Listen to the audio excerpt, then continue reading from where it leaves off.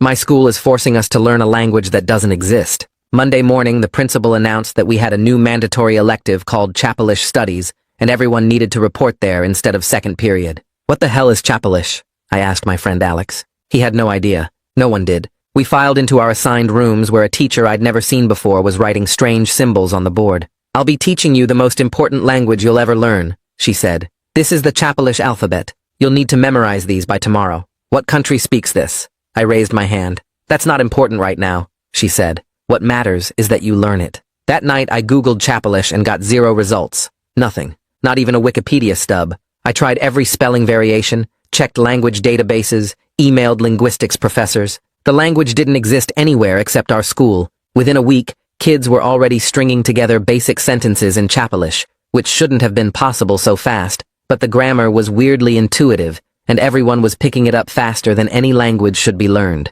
"Doesn't this freak you out?" I asked Alex. "Why?" he said. "It's easy, and I'm getting an A." Within a month, Chapelish was spreading through school like a virus with signs in hallways and teachers using phrases in other classes and kids speaking it between periods because they actually wanted to practice it. I kept asking where this language came from, but the teacher just smiled and said to focus on fluency, while the principal called it an innovative pilot program, even though the school board had no record of approving it, and the Department of Education had never heard of it. I started recording the lessons and studying the structure, finding 37 characters in an alphabet that didn't match any known language family, no Latin roots or Germanic structure or Asian tonal patterns, just something completely unique that had appeared from nowhere. Then I discovered we weren't alone, because 17 other schools had started teaching Chapelish the same Monday we did, scattered across different states with nothing connecting them, except this made-up language. I found a Reddit thread before it got deleted, where kids from these schools were comparing notes, and everything matched perfectly from the alphabet to the grammar, to the way teachers refused to explain its origin. I stayed after class and told the teacher I knew about the other schools. "Why these specific schools?" I asked. "You were selected," she said. "By who?" I asked. "That's not important right now," she said. "You're teaching us a made-up language and won't say why," I said. "All languages are made up," she said, "but they have origins and history, and this just appeared one Monday morning," I said. She started erasing the board and said, "Some things are meant to be learned, not understood." By month 2, everyone was obsessed with Chapelish and saying that thinking in it was clearer than English, that ideas formed better in their heads when they used Chapelish grammar structures. Alex stopped responding to texts unless I wrote in Chapelish, and study groups were conducted half in English and half in Chapelish with kids switching between them without noticing. I was the only one still questioning why we were being taught a language that existed nowhere but in our schools, and my parents thought I was overreacting while my friends thought I was being difficult for no reason. The school announced that standardized tests would include a Chapelish section and college applications would favor fluency in it, which made kids double down on studying even though nobody could tell them what college would do with a language that didn't exist anywhere else. Month 3, and I watched my friends disappear deeper into this fake language, preferring it to English and thinking in it first, before translating back when they had to speak to teachers who didn't know it. The worst part was that I was getting fluent too, despite my resistance because the language worked its way into your brain, whether you wanted it or not, and sometimes I caught myself thinking in Chapelish and had to force myself back to English like pushing through fog. Then the teacher brought in a new textbook with symbols I'd never seen before, ancient-looking things that hurt to stare at too long. "This is advanced Chapelish," she said, "for those ready to progress." "Progress to what?" I asked. She looked at me and said, "To understanding why you're really learning this language." "So tell me," I said. "You have to be ready first," she said. "You have to stop resisting." The class continued in advanced Chapelish, and I couldn't understand a single word, even though everyone else was following along perfectly, taking notes in symbols that seemed to shift when I tried to focus on them. They were leaving me behind, because I kept demanding answers instead of just accepting what was happening. After class, I saw them writing notes in the advanced symbols, having conversations I couldn't follow, and I realized I had 2 choices: keep demanding answers and be left out completely, or give in. I woke up Tuesday morning with my head pounding like someone had been hammering nails into my skull all night. The advanced Chapelish symbols were still burned into my vision when I closed my eyes, those weird shifting shapes that hurt to look at for too long. I sat up in bed and grabbed my notebook from the nightstand, flipping through 5 weeks of documentation I'd been keeping since this whole thing started. Photos of the alphabet, recordings of lessons, notes about the 17 other schools, screenshots of that deleted Reddit thread. I had all this evidence, but nothing that actually proved what was happening or why. My alarm went off and I dragged myself out of bed, knowing I had to make a choice today between giving up and fighting harder, because staying in the middle wasn't working anymore. Mom was making coffee when I came downstairs, and I dropped into a chair at the kitchen table feeling exhausted, even though I'd just woken up. She asked how I was doing, and I told her about yesterday's class, how everyone else was taking notes in advanced Chapelish, like it was the easiest thing in the world, while I couldn't understand a single word. The symbols seemed to shift when I tried to focus on them, and everyone was following along perfectly, except me. She sat down across from me and listened without interrupting, which was different from how Dad reacted when I brought this stuff up. When I finished talking, she asked what I wanted to do about it, not in a dismissive way, but like she was actually taking me seriously. I said I didn't know because fighting it was isolating me from everyone, but accepting it felt wrong. She suggested I start by figuring out what rights students actually have when schools change curriculum, whether there are procedures they're supposed to follow for this kind of thing. She said maybe the problem wasn't the language itself, but whether they followed the rules for implementing it. That made sense in a way I hadn't thought about before, focusing on process instead of just complaining about the program. I spent my free period in the library Tuesday afternoon sitting at one of the back computers researching FOIA requests. I'd heard the term before but had no idea how they actually worked or who you were supposed to send them to. The websites I found made it sound complicated and official, with specific language you had to use and proper channels for submitting requests. The Freedom of Information Act apparently let citizens request government records, but schools were tricky because some fell under state laws and others had different rules. I copied down information about how to write a request letter, what kinds of documents I could ask for, and which office handles these things at the district level. It all felt way over my head, like I was trying to navigate some adult system I didn't understand. But Mom was right that I needed to work through proper channels instead of just demanding answers from teachers who wouldn't give them. Lunch was awkward as hell. I grabbed my tray and headed to our usual table where Alex and the group were already sitting. I could hear them talking before I got there, and half the conversation was in Chapelish, words and phrases I recognized from basic lessons, but couldn't follow when they were strung together that fast. They noticed me approaching and switched back to English mid-sentence, but it felt forced, like they were making an effort to accommodate me. I sat down and tried to join the conversation, but kept losing the thread when they'd slip back into Chapelish without thinking. Someone would make a joke, and everyone would laugh except me, because the punchline was in a language I was refusing to learn properly. Alex asked if I wanted to study with them after school, and I said maybe, knowing I wouldn't, because their study sessions were mostly conducted in Chapelish now. The whole lunch period felt like I was making everyone work harder just by being there, like my presence was this annoying reminder that not everyone had bought into the program. That afternoon, I started a symptom journal in a new section of my notebook. I wrote down the date and time, then described the headache I'd had since yesterday, rating it 7 out of 10 for intensity. I documented the mental fog I felt whenever I tried to think in Chapelish, how it was like pushing through something thick and resistant. I wrote about the weird cognitive snap during drills last week, when the grammar suddenly made sense, but in a way that felt wrong, like my brain was rewired without my permission. If something was actually affecting me differently than other students, I wanted a record of when it started and how it was getting worse.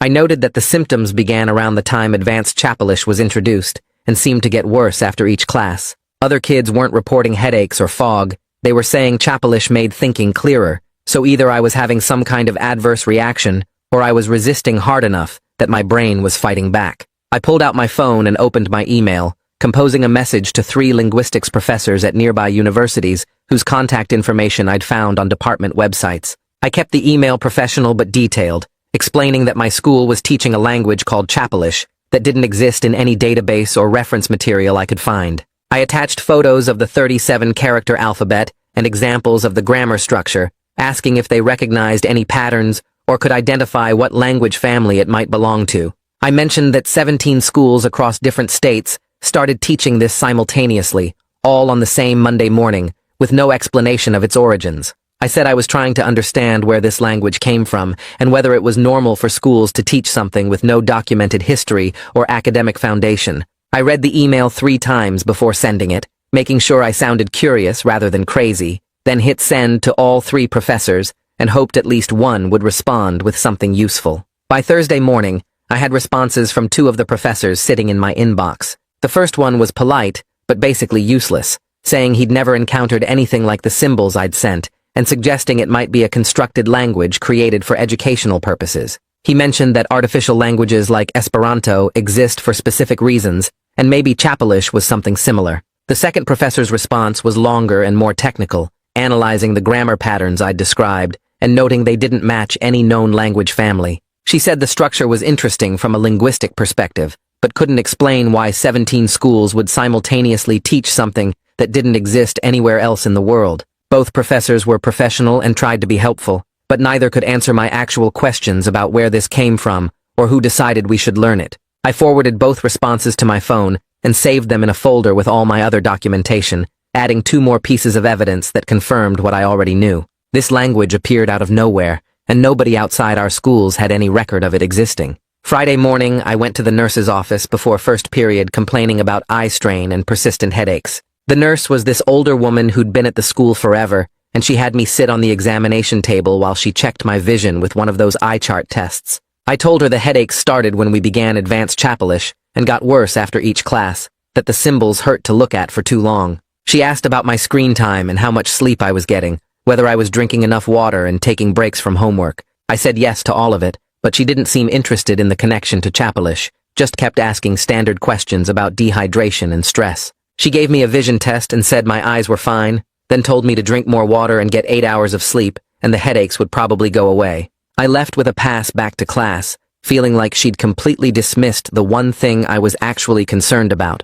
treating my symptoms like they had nothing to do with the new class, even though the timing was obvious. Saturday afternoon, I walked through the empty school building with my phone out taking photos. My mom worked in the district office and had gotten me access through the weekend security guard, saying I needed to grab something from my locker. Instead, I went through every hallway photographing the Chapelish signage that had appeared over the past month. Vocabulary posters in the main hallway showing common phrases with translations, grammar reminders on bulletin boards near the cafeteria. Even the gym had a poster explaining sports terminology in Chapelish, words for basic movements and equipment that had nothing to do with second period language class. What started as one class had spread into every corner of the school, like some kind of infection. I took photos of everything, documenting how this language had invaded spaces that had nothing to do with the actual course. The library had a whole shelf of Chapelish materials now, workbooks and readers and reference guides. The student center had conversation tables where kids could practice speaking it during lunch.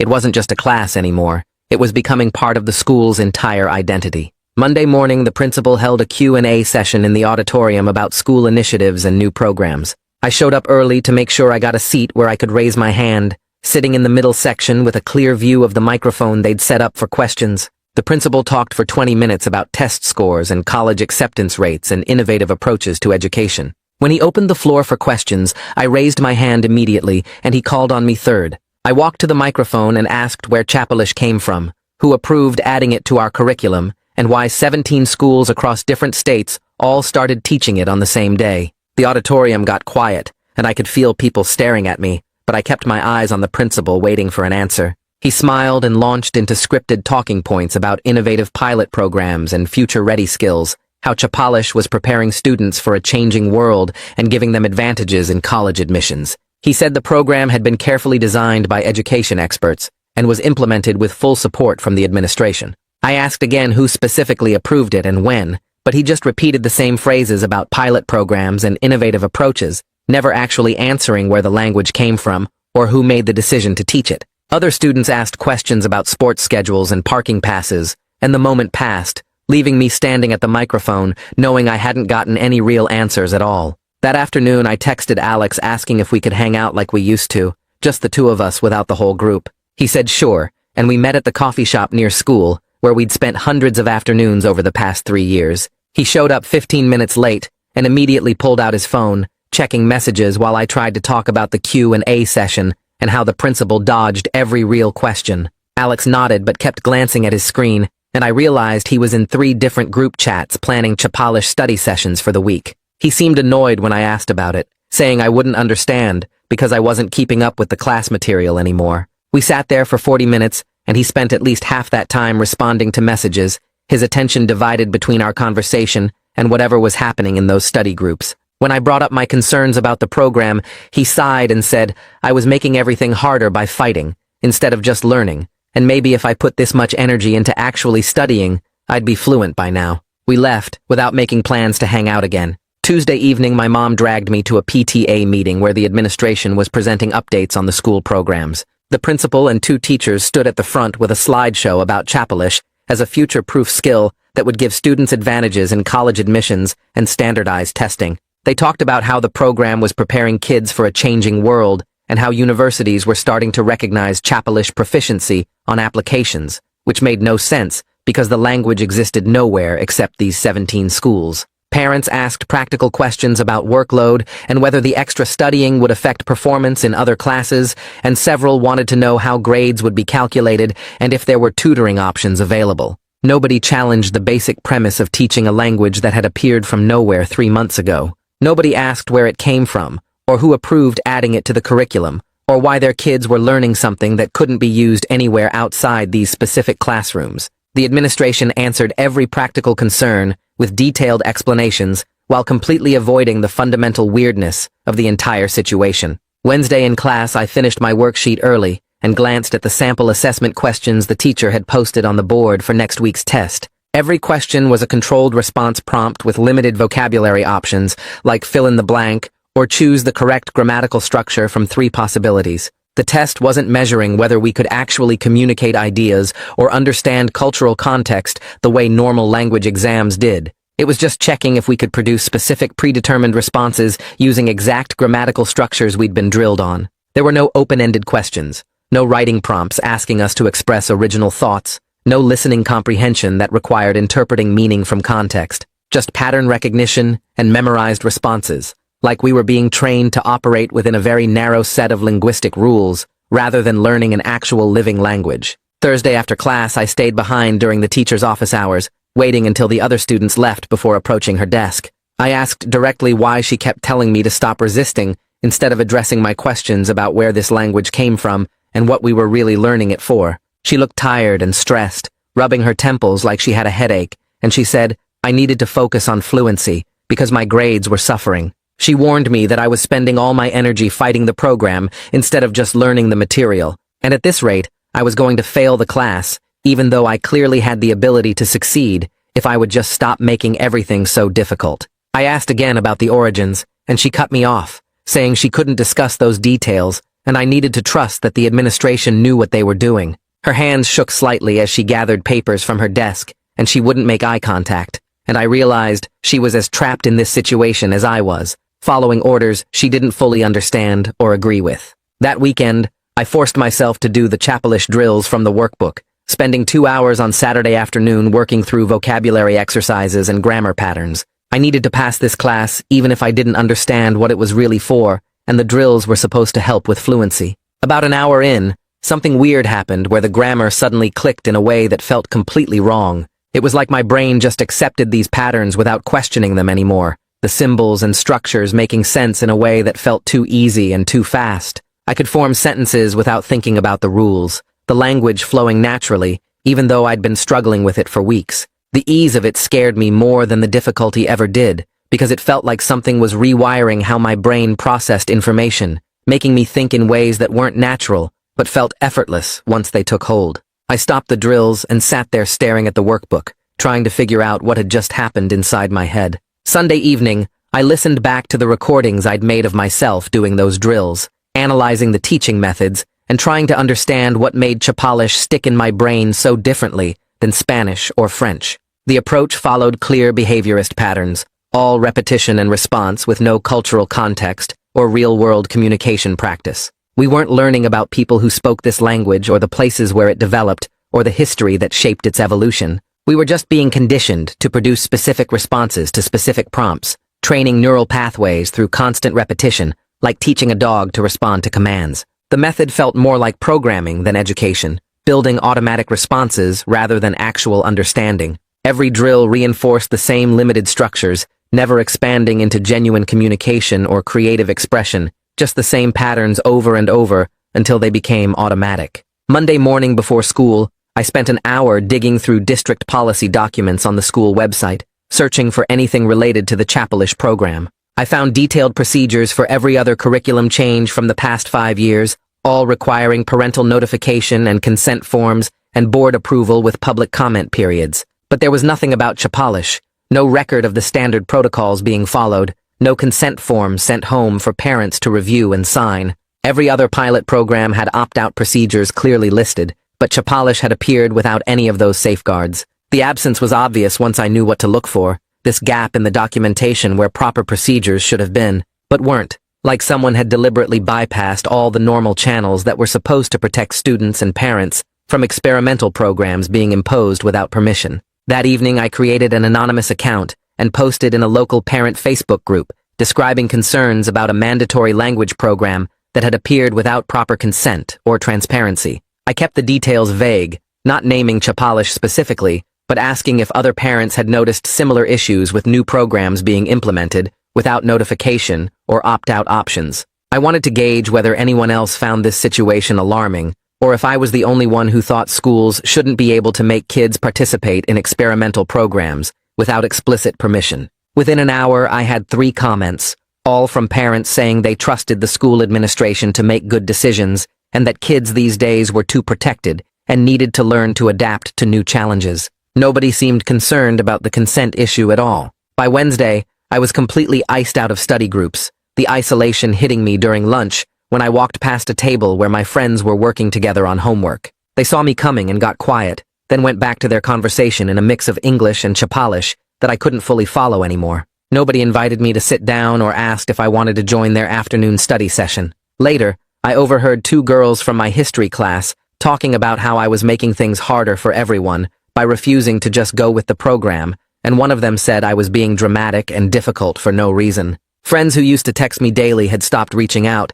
and the group chat I'd been part of since freshman year had gone silent whenever I posted anything. The message was clear that my questions and resistance were seen as disruptive and unhelpful, and people would rather exclude me completely than deal with my continued refusal to just accept what was happening. Thursday afternoon during class, I flipped to the back of my advanced Chapalish textbook, looking for the publication information, and I noticed a small vendor logo I'd never seen before, printed on the inside back cover. I wrote down the company name and spent that evening searching for connections between this vendor, our school district, and the 17 other schools teaching Chapalish. The company specialized in educational assessment technology and had contracts with several testing organizations, and their website mentioned partnerships with private foundations focused on standardized evaluation methods. I started sketching out a corporate trail, looking for financial connections and shared board members and any pattern that might explain why these specific schools were selected for this coordinated rollout. The vendor had received a large grant from a foundation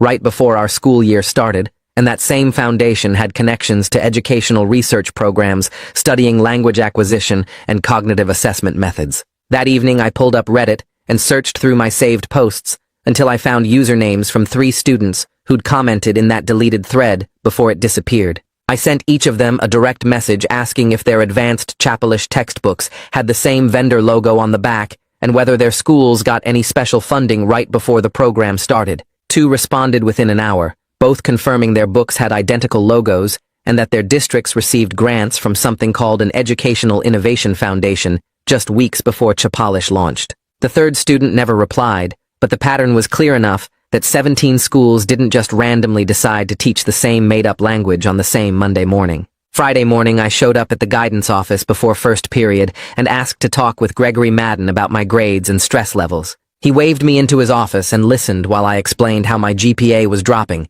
because I couldn't focus in Chapalish class and how all my friends had stopped including me in study groups. He nodded and made sympathetic sounds, but then leaned forward and told me I needed to stop fighting battles I couldn't win and focus on my actual schoolwork instead of playing detective. He said the program was approved by people with way more information than I had access to, and that I was creating my own problems by refusing to just go along with something that was clearly helping other students succeed. The meeting ended with him suggesting I use my energy on homework instead of activism, and reminding me that colleges wouldn't care about my concerns if my transcript showed failing grades. I walked out feeling worse than when I went in, because even the counselor whose job was supposed to be helping students was telling me to shut up and accept what was happening. That evening, my mom found me in my room staring at my laptop screen full of notes and research, and she sat down on my bed with this careful expression. She said she'd been thinking about everything I told her, and while she understood why I was upset, I needed to work through proper channels instead of just complaining online and getting myself isolated at the school. She suggested we write a formal letter to the school board with specific questions about the program's approval process and funding sources, something professional that adults would actually take seriously instead of dismissing as teenage drama. She offered to help me draft it over the weekend, so it focused on real policy questions instead of just saying the whole thing felt wrong. We spent Saturday afternoon at the kitchen table working on the letter together, my mom helping me organize my scattered concerns into clear paragraphs that asked about parental consent procedures and transparency requirements, and whether the board even knew about the foundation funding. Sunday morning, I posted in that parent Facebook group again, with a more measured tone, asking if anyone else wanted more information about the pilot program. And this time I got a response from someone named Camilla Zimmerman, who said she was a reporter covering local education issues. She sent me a private message saying my concerns sounded worth looking into, and asked if I'd be willing to talk on the phone about what I'd observed. And she mentioned she could walk me through how Freedom of Information Act requests actually worked if I wanted to request official documents from the district. Monday afternoon, I called Camilla from my room with my door closed, and we talked for almost an hour about everything I'd documented over the past months. She asked detailed questions about the timeline and the vendor information and the other schools, taking notes the whole time and occasionally saying things like, "That's interesting," or "That doesn't sound right." Then she explained how FOIA requests let citizens ask government agencies for records and documents, and she helped me figure out exactly what questions to ask the school district and state education department. She walked me through the specific wording I needed to use to request approval records, funding source documents, and any contracts with private companies, and she explained what kinds of responses I should expect and what it meant if they redacted information or claimed certain things were confidential. Tuesday morning before school, I filled out the FOIA request forms online, typing in the exact language Camilla had helped me craft about Chapalish program approval processes and funding agreements and vendor contracts. I hit submit on both the district request and the state education department request, then sat back feeling this weird mix of official and powerless, because now I had to wait 30 days for them to respond. Camilla texted me that afternoon saying good job on filing the requests and reminding me that transparency takes time and patience, that this was how the system worked, even when it felt slow and frustrating. The waiting felt impossible when I wanted answers immediately, but at least I was doing something concrete instead of just asking questions nobody would answer. 2 weeks crawled by with me checking my email obsessively, until finally a message appeared from the district's records department with a PDF attachment. I opened it and found 20 pages of documents, but most of them were covered in thick black redaction bars that blocked out whole paragraphs and sections. What I could read mentioned a private foundation providing grant funding and multiple references to non-disclosure agreements that restricted what information could be shared publicly. The response included a cover letter explaining that certain details were protected by contractual obligations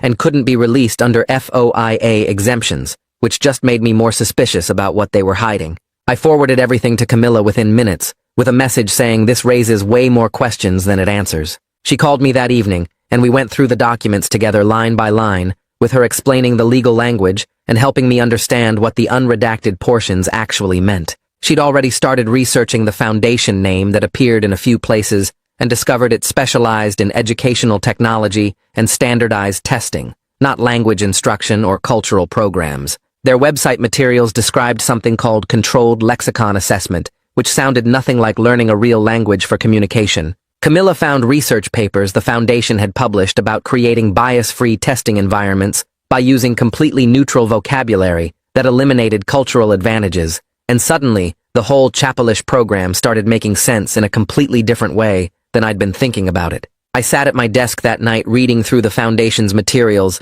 and the pieces clicked together in my head. This wasn't about teaching us a language that existed in some other country or preparing us for global communication. The program was creating a standardized testing tool that worked by forcing everyone to think within the same tight grammatical rules and limited vocabulary, so nobody had cultural or linguistic advantages over anyone else. Listen to 90 Seconds and rate me 5 stars on Spotify. Doing a giveaway for people who did this and show proof on my Instagram. There will be 4 winners, and you get to choose between a Spotify or Amazon gift card. The clarity everyone kept talking about wasn't some magical property of Chapalish, but just the cognitive ease of working inside a system with no room for interpretation or creative expression. Students weren't becoming fluent in communication. They were being trained to produce specific predetermined responses using exact structures that could be easily measured and compared across different schools and populations. I started rewriting my concerns in a new document, shifting away from arguing that Chapalish was fake toward asking questions about consent and transparency, and whether schools could turn students into research subjects without telling them. The issue wasn't whether controlled lexicon testing had educational value, it was whether districts could implement experimental programs funded by private foundations without informing parents or giving families the option to opt out. It was whether students should be test subjects for corporate research about language acquisition and cognitive assessment without anyone explicitly agreeing to participate in a study. The program might work exactly as designed, but that didn't make it okay to roll it out in 17 schools without proper consent procedures or honest communication about what was really being tested and measured and who was collecting the data and why. Wednesday afternoon, I pulled up the district website and found the school board member contact information listed in a public directory. Eli Reardon's email address was right there, along with his photo and a short bio about serving on the board for 6 years. I opened a new message and started typing, keeping my tone respectful and curious rather than angry or accusatory. I explained I was a student in the Chapelish program and had obtained FOIA documents showing private foundation funding, NDAS, restricting transparency, and no parental consent procedures for what appeared to be educational research. I attached the relevant documents and asked if he was aware of these elements when the board approved the program. I read through the email 3 times before hitting send, making sure every sentence focused on specific procedural questions rather than attacking anyone personally. The message went through and I closed my laptop, not expecting to hear back for weeks, if at all, since board members probably got hundreds of emails from concerned parents and students. Thursday morning, I woke up to a response from Eli that completely surprised me. He said he'd like to meet briefly to discuss my questions and suggested my mother attend as well since these concerns involved district policy. He admitted he wasn't aware of NDAS or private foundation involvement when the board reviewed the program, and he sounded genuinely interested in understanding what I'd discovered rather than dismissive like the principal had been. I showed the email to my mom before school, and she immediately agreed to meet with him, saying she wanted to hear directly from a board member about how this program got approved without proper transparency. We scheduled a meeting for the following Tuesday at a coffee shop near the school, which felt surreal, because I'd never imagined a school board member would actually take my concerns seriously enough to meet in person. Tuesday afternoon, my mother and I walked into the coffee shop and found Eli already sitting at a corner table with a notepad in front of him. He stood up to shake our hands and thanked us for taking the time to meet, then asked me to walk him through what I'd discovered. I pulled out the printed FOIA documents and spread them across the table, pointing out the references to private foundation funding, the contractual restrictions on information sharing, and the data collection protocols that were never mentioned to parents. Eli read through each page carefully, and his expression shifted from polite interest to visible discomfort as he absorbed the details about NDAS and research purposes. He explained the board's approval process had focused entirely on the educational benefits of adding a language option, with the principal presenting Chapelish as an innovative pilot program that would give students competitive advantages. Nobody mentioned private foundation involvement or research protocols or contractual restrictions on transparency, and Eli said if he'd known about those elements, he would have asked very different questions during the approval meeting. Eli closed the folder and said he was going to request that Chapelish be added as an agenda item for the next board meeting, so these questions could be addressed publicly. He explained the board approved the program based on limited information, and if there were transparency issues or consent gaps, those needed to be corrected regardless of how well the program worked educationally. My mother asked what the timeline looked like, and Eli said the next meeting was in 3 weeks, which meant we had time to gather any additional documentation or parent concerns that should be part of the public discussion. He thanked me again for bringing this to his attention and said it took courage to question something everyone else seemed to accept without problem. Walking back to the car, my mother squeezed my shoulder and said she was proud of how I'd handled the meeting, staying focused on facts and procedures rather than getting emotional or defensive. Thursday after school, the Chapelish teacher caught me in the hallway and asked quietly if we could talk for a minute. We stepped into an empty classroom and she closed the door, then asked why I was trying to undermine the program when it was helping so many students learn faster and think more clearly. I explained I wasn't against students learning Chapelish, but against the lack of informed consent and transparency, and I said, parents deserve to know about the research component and foundation funding before their kids were enrolled in what was presented as just a language class. She looked tired and stressed, admitting she was under enormous pressure from the administration to maintain enrollment numbers and show positive outcomes because the grant funding depended on participation rates. She said she'd wanted to be more transparent from the beginning, but the NDAs she signed restricted what she could discuss about the program's origins and purposes, and she felt trapped between doing her job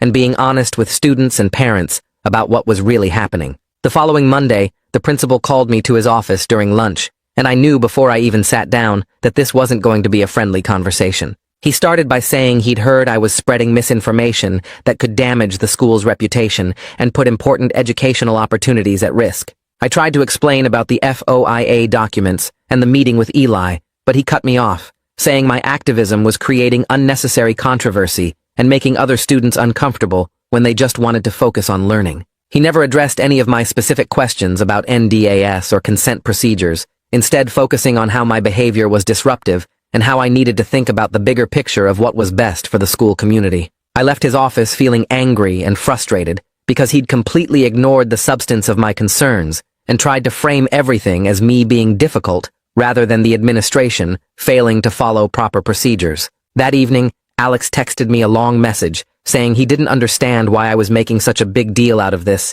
when colleges were already starting to recognize Chapelish proficiency on applications. He said our friendship had been strained for weeks, and he was tired of feeling like he had to choose between supporting me and participating in something that was actually helping his future. The message felt like a breaking point, where he was choosing the practical benefits of going along with the program over supporting my right to question it. I read the text 3 times and didn't respond because I didn't know what to say that wouldn't make things worse between us. Camilla called me Wednesday evening with news that changed everything about how I understood the principal's role in this program. She'd been digging through public records and foundation materials and discovered the principal sat on an advisory panel for the same foundation funding the Chapelish pilot program. This was a significant conflict of interest that was never disclosed to the board or parents, and it explained why he'd been so defensive about transparency questions. Camilla asked if I was comfortable with her including this information in a story she was planning to publish before the board meeting. And I said yes, because parents deserved to know about the financial connections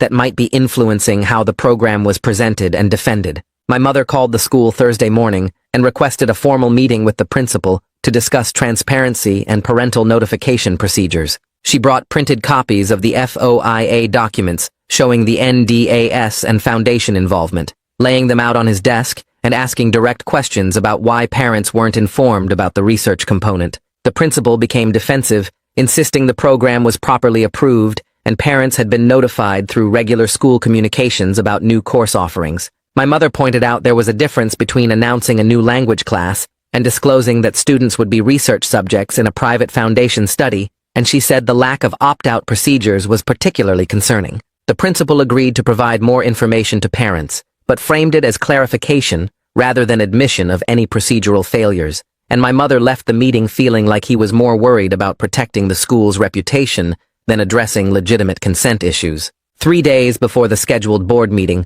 the district sent out a memo to all families with students enrolled in Chapelish. The memo reframed the program as an optional enrichment opportunity pending comprehensive review, which was the first time anyone had suggested it might not be mandatory. The language was carefully worded to sound like this was always the plan, describing the program as a pilot initiative that families could choose to continue or discontinue based on their individual preferences. My mother read the memo twice and said the sudden shift suggested the administration was worried about public scrutiny at the upcoming board meeting. I saved a copy of the memo because it contradicted everything we'd been told for months about Chapelish being a required part of the curriculum, and the timing made it obvious this was a response to the questions Eli and other board members were starting to ask about consent procedures and transparency. The social split happened fast. Within days of the memo going out, you could see clear lines forming in the hallways between kids who thought I was making a big deal out of nothing, and kids who started questioning whether this whole thing was actually okay. People stopped sitting together at lunch based on which side they were on, and group chats divided into pro-Chapelish channels and questioning channels. I never wanted to be the face of anything, but suddenly everyone knew I was the one who filed the FOIA requests, and talked to the reporter, and got my mom involved. Conversations would stop when I walked past groups in the hallway, and I could feel people watching me, judging whether I was brave or just causing problems for no reason. Some kids started calling me paranoid in their social media posts, without using my name, but everyone knew who they meant. The worst part was seeing friends I'd known since middle school choosing sides, deciding whether my questions mattered more than the benefits they were getting from being fluent in Chapelish. I spent Tuesday night thinking about what to do next, and I realized attacking the program itself wasn't going to work because too many people liked it and were doing well in it. But consent and transparency were different. Those were principles that should matter to everyone, regardless of how they felt about Chapalish. I started drafting a petition Wednesday morning before school, keeping the language focused and specific. The petition didn't say Chapalish was bad or demand it be shut down. It asked for 3 things: complete information about funding sources and research purposes, voluntary participation with no academic penalties for opting out, and proper consent procedures going forward for any similar programs. I printed 20 copies in the library and started approaching people I thought might sign. The first few conversations were awkward because I had to explain I wasn't trying to end the program, just make it optional and transparent. Some people refused immediately, saying they didn't want drama or didn't see the point, but others read the petition carefully and said the consent stuff made sense even if they planned to keep taking Chapalish. By Thursday, I had 15 signatures, and by Friday, I had 30. Over the next week, I kept collecting signatures during lunch, before school, and between classes. I approached kids I barely knew, explaining the petition in the same careful way each time. Some signed because they agreed with my concerns about the NDAS and foundation involvement. Others signed because they believed in procedural fairness, even though they loved Chapalish and thought I was overreacting. A few teachers signed too, quietly, when I caught them alone in their classrooms. They didn't want to be public about it, but they agreed students and parents deserved complete information before being enrolled in experimental programs. The petition grew to 50 signatures, then 70, then 90. I kept a spreadsheet tracking who signed and when, documenting everything like I'd been doing since this whole thing started. By the end of the week, I had 112 signatures, which felt significant, even though it was only a fraction of the students enrolled in Chapalish. Nobody yelled at me or tried to stop me from collecting signatures, which surprised me. The whole thing happened quietly, with people reading the petition and making their own choices. Monday morning, the administration sent out a new memo to all students. It didn't mention my petition by name, but the timing and content made it obvious what they were responding to. The memo reminded everyone that district policy prohibited certain types of organizing during school hours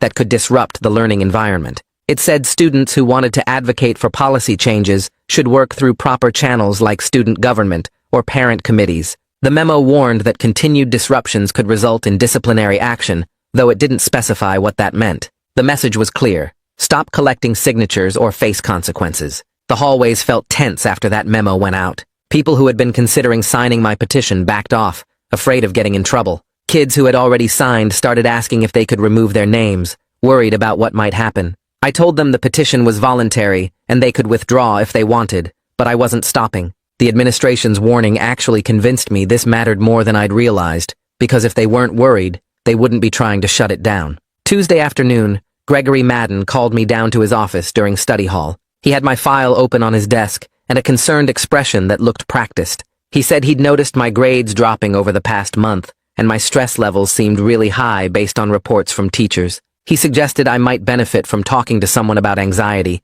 maybe getting an evaluation to see if medication could help me manage these feelings. I sat there looking at him, understanding exactly what was happening. This wasn't about helping me. This was about reframing my activism as a mental health problem, making it seem like my concerns came from anxiety rather than legitimate questions about consent and transparency. I told him my stress was a normal response to watching an experimental program get rolled out without proper oversight. I said I wasn't interested in medication because my anxiety wasn't a chemical imbalance that needed treatment. It was a reasonable reaction to an unreasonable situation. He pushed back gently, saying sometimes we don't recognize when our reactions are disproportionate to the actual situation. I thanked him for his concern and left his office, adding this conversation to my documentation because it felt like another attempt to silence questions by suggesting the questioner was unstable. Wednesday evening, my mother showed me a post in the parent Facebook group that had gone up that afternoon. It was from Alex's family, a long defense of the Chapalish program, praising its innovative approach and the opportunities it was creating for students. The post talked about how their son had thrived in the program, how his cognitive abilities had improved, and how grateful they were for the school's forward-thinking leadership. Then it shifted to criticizing resistance to the program, suggesting it came from people who didn't understand modern education or were resistant to change. The post never mentioned me by name, but the comments section filled up with pointed remarks about students who create drama instead of focusing on learning, parents who question everything instead of trusting educators, and people who try to ruin good programs because of their own insecurity. I read through the comments feeling more alone than I had since this whole thing started. These were parents I'd known my whole life, people who used to drive me and Alex to soccer practice and host birthday parties. Now they were calling me dramatic and difficult without using my name. My mother put her hand on my shoulder and said not to read the comments, but I couldn't stop. I needed to see how bad it had gotten, how completely I'd been isolated by asking questions nobody wanted to answer. Thursday afternoon, Camilla called me with an update. She said her investigation was ready to publish, and she'd scheduled it to go live 3 days before the board meeting. But she needed an on-the-record parent source to make the story credible, someone willing to be quoted by name about the consent concerns and lack of transparency. I told her I'd ask my mother. That evening I explained what Camilla needed, and my mother sat quietly thinking about it for a long time. She understood being quoted by name would make our family visible in this controversy, that people would know exactly who was raising these questions. But she said transparency was important enough to take that risk, and if she was asking the school to be transparent, then she needed to be transparent too. She called Camilla back and agreed to be the parent source, answering questions about when she first learned about the foundation funding, how the consent procedures failed, and why she believed the district needed stronger oversight of experimental programs. Friday afternoon, the school board posted the agenda for their next meeting on the district website. I checked it obsessively, refreshing the page until the PDF finally loaded. There it was, listed under New Business, Chapelish Program Review, and Community Input. The listing said the item would be addressed in open session, which meant community members could attend and speak during public comment. Seeing it there in official board meeting language made everything feel suddenly real. My months of documentation and questions were finally being taken seriously enough to warrant discussion at a public meeting. I saved 3 copies of the agenda, 1 digital and 2 printed, adding them to the folder of evidence I'd been building since September. That night I got an email from the Chapelish teacher that surprised me. She said she wanted to apologize for her tone in our previous conversations and for not being more helpful when I asked questions. She explained she'd been following a tight script dictated by her contract and the NDAS she signed when she took this job. She said she wanted to answer my questions from the beginning, but was legally restricted from discussing the Foundation's research goals or the data being collected on student language acquisition patterns. The email felt like a confession, an admission that my instincts had been right all along. She was just a teacher trying to keep her job, caught between contractual obligations and students who deserved honest answers. I stayed up late Sunday night preparing what I'd say at the board meeting. My mother helped me organize everything into a clear timeline. When Chapelish started, when I discovered the other schools, when I filed the FOIA requests, when I learned about the NDAS and foundation funding. We arranged the documents in order, highlighting the key points about consent procedures and transparency failures. I practiced presenting the evidence calmly, keeping my voice steady and factual. My mother reminded me to focus on procedural questions rather than attacking individuals, to frame everything around the principle that students and parents deserve informed consent before participating in experimental programs. I rehearsed my 3-minute statement over and over, timing myself, cutting unnecessary words, making sure every sentence counted. The petition signatures were organized in a binder, the FOIA responses were tabbed with sticky notes, and the timeline was printed on a single page that board members could follow easily. Everything was ready. Tomorrow night, I'd walk into that board meeting and present months of documentation to people who actually had the power to require transparency and proper consent procedures. I felt scared and determined at the same time, knowing this was the moment everything had been building toward since that first Monday when Chapelish appeared out of nowhere. The board meeting room was already filling up when my mother and I walked through the doors at 6:30. Parents were claiming seats in the rows of folding chairs, while students clustered near the back wall and teachers sat together on the left side near the windows. I spotted the local news camera setting up in the rear corner, with a guy adjusting the tripod and checking angles while his partner tested the lighting. Camilla was sitting in the press section off to the side, her laptop open and her phone recording audio as she typed notes about who was arriving and where people were positioning themselves. The 5 board members were arranging papers at the long table in front, while the district attorney sat at the end reviewing documents. My heart was pounding so hard I could feel it in my throat as I walked to the sign-up sheet for public comment and wrote my name in the 3rd slot. My hands were shaking enough that my signature looked messy and uneven. My mother squeezed my shoulder and we found seats in the 4th row where I could see everything but wasn't right in front. More people kept arriving until the room was completely packed with standing room only along the walls. I recognized kids from my Chapelish class, parents from the PTA meetings, and teachers who had been using Chapelish phrases in their regular classes. The principal was talking quietly with the superintendent near the front table, both of them looking serious and occasionally glancing toward the crowd. At 7 o'clock exactly, the board president called the meeting to order and went through the standard procedural stuff about approving minutes and reviewing the agenda. My leg was bouncing up and down without me meaning to do it, and I had to force myself to sit still and focus on breathing normally. The first two people who signed up for public comment spoke about budget concerns and athletic program funding, taking their full 3 minutes to present spreadsheets and talk about resource allocation. Then my name was called and I stood up,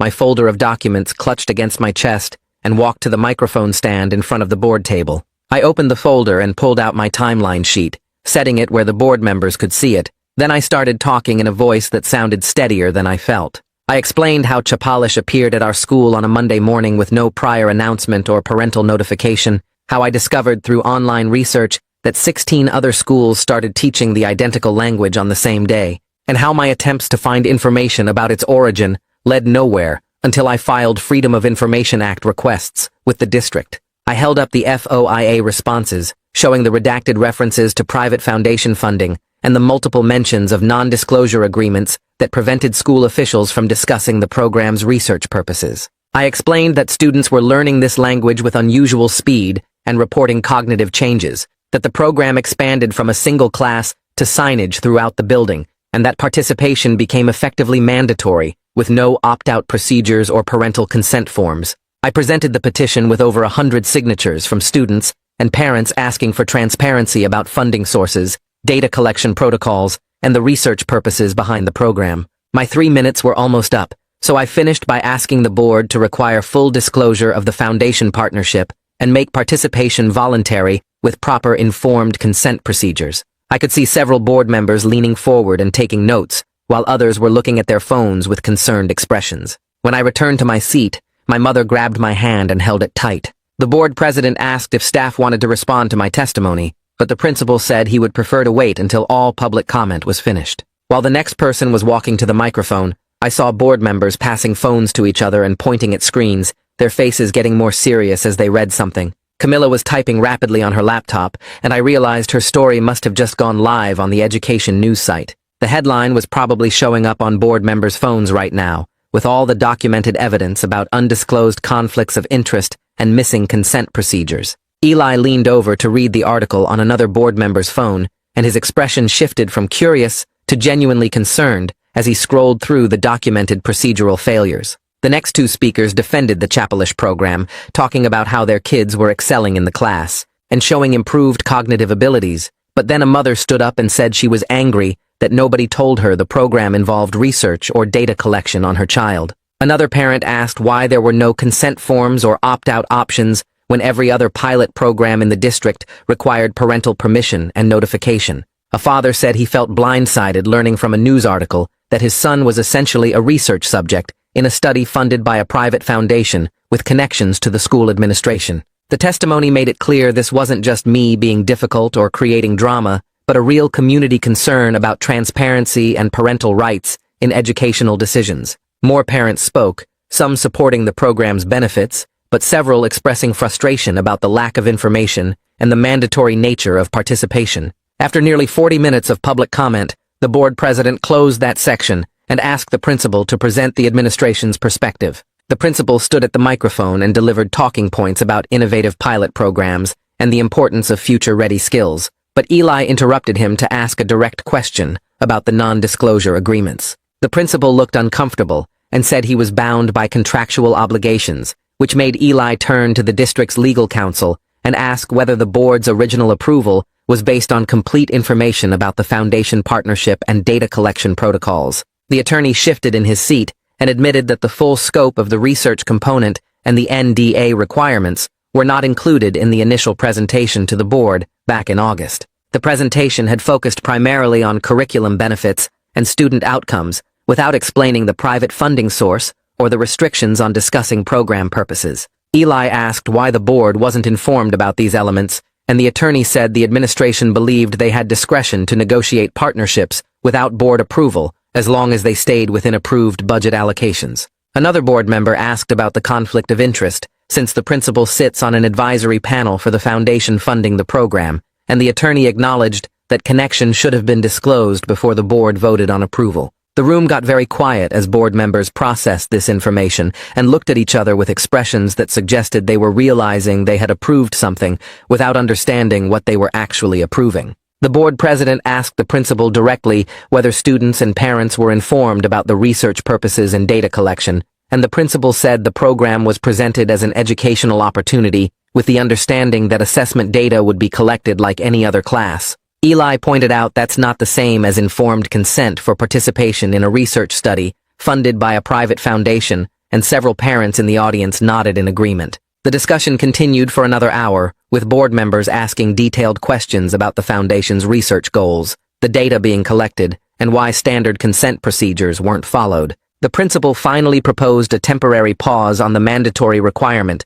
while a review committee examines the program's implementation, consent procedures, and data protocols. He framed this as a proactive step to address community concerns and ensure the program meets district standards for transparency and parental notification. Everyone in the room knew this was a response to the public pressure and media coverage rather than voluntary transparency, but at least it was movement in the right direction. The board president asked for a motion to convert the pilot program from mandatory to opt-in status, pending the review committee's recommendations. Eli made the motion, and another board member seconded it immediately. The discussion before the vote focused on whether current students should be automatically enrolled or whether everyone should need new consent forms. The board decided that students currently enrolled could continue if they chose, but new enrollment would require explicit parental consent forms that fully explain the foundation partnership, research purposes, and data collection protocols. When the vote was called, all 5 board members raised their hands in favor, and the motion passed unanimously. I felt this huge wave of relief wash over me, mixed with exhaustion, that made my whole body feel heavy and tired. My mother hugged me right there in our seats and whispered that she was proud of how I handled the pressure and stayed focused on principles rather than attacking people personally. We stayed for the rest of the meeting, even though the other agenda items were boring budget stuff, and then we walked out to the parking lot where Camilla was waiting to ask how I felt about the outcome. I told her it wasn't a complete victory, but it represented real progress toward transparency and consent, and she said, sometimes that's how change happens, through small steps, rather than dramatic transformations. The next morning at the school felt different somehow, like the tension that had been building for months was finally releasing. Kids were talking about the board meeting in hallways, and several people told me they signed the petition because they agreed consent mattered, even if they liked the program. Between second and third period, the chapelish teacher found me at my locker and thanked me quietly for raising these issues. She said she felt relieved that the NDA pressure was lifting and she could finally be honest with students about the program's research purposes. She admitted the secrecy made her uncomfortable from the beginning, but she needed the job and felt trapped between contractual obligations and her professional ethics about transparency with students. I told her I understood she was in a difficult position and I wasn't trying to make her life harder, just trying to get answers about what was happening to us. She said she appreciated that and asked if I would be willing to continue in the class now that it was voluntary. And I said I needed to think about it because I still had questions about the cognitive effects and whether the benefits were worth the risks. That afternoon, while I was walking home, my phone buzzed with a text from Alex. The message said he didn't fully understand the consent issues until he heard the board meeting discussion and listened to other parents talk about transparency and parental rights. He didn't apologize for choosing the program over our friendship or for the months of tension between us, but he admitted I was right to ask questions, even when it was uncomfortable and unpopular. He suggested maybe we could talk sometime without all the pressure and arguments that had been defining our interactions since September. I texted back saying I would like that, and maybe we could get coffee this weekend and just talk about normal stuff, without chapelish being the main topic. He sent back a thumbs up, and I felt this small spark of hope that our friendship might survive this whole mess, even if it looked different from before. 3 days later, I got an email from the district asking if I would join a review committee to help redesign the chapelish program as a voluntary elective. The committee would include 2 other students, 3 parents, 2 teachers, and Eli as the board representative, and our job was to make sure the new version had real consent procedures and clear information about what students were signing up for. I showed the email to my mother, and she said this was exactly the kind of outcome we hoped for when we started asking questions, that the district was actually listening and trying to fix the problems instead of just defending what they did wrong. The first meeting was scheduled for the following Tuesday after school in the district office conference room. My mother spent that weekend organizing her own project, reaching out to other parents who attended the board meeting and suggesting they form an oversight group focused on transparency. She sent emails to about 20 families, and 15 parents showed up for the first meeting at our house on Sunday afternoon. They sat around our living room drinking coffee and talking about how to prevent similar situations from happening with other programs. And by the end of the meeting, they had created a checklist of questions to ask whenever the district announced partnerships with private companies or foundations. The checklist covered things like what data gets collected, who owns it, how long it's stored, whether parents can opt out, and what happens to students who don't participate. My mother printed copies and said she would share it with the PTA and post it in the parent Facebook groups, so other families could use it for future pilot programs. Meanwhile, Camilla was working on her follow-up story about how our district's response might become a model for other schools dealing with similar education technology partnerships. She interviewed education policy experts who said the community's focus on consent and transparency was exactly what needed to happen more often, and she talked to administrators from 2 other districts who were watching our situation to see how it played out. The story published on Thursday and got shared widely on social media, with comments from parents in other states saying they wished their schools would be this responsive when concerns got raised. Camilla told me the attention was opening doors for her professionally, that state education publications were reaching out, asking if she could cover similar stories for them,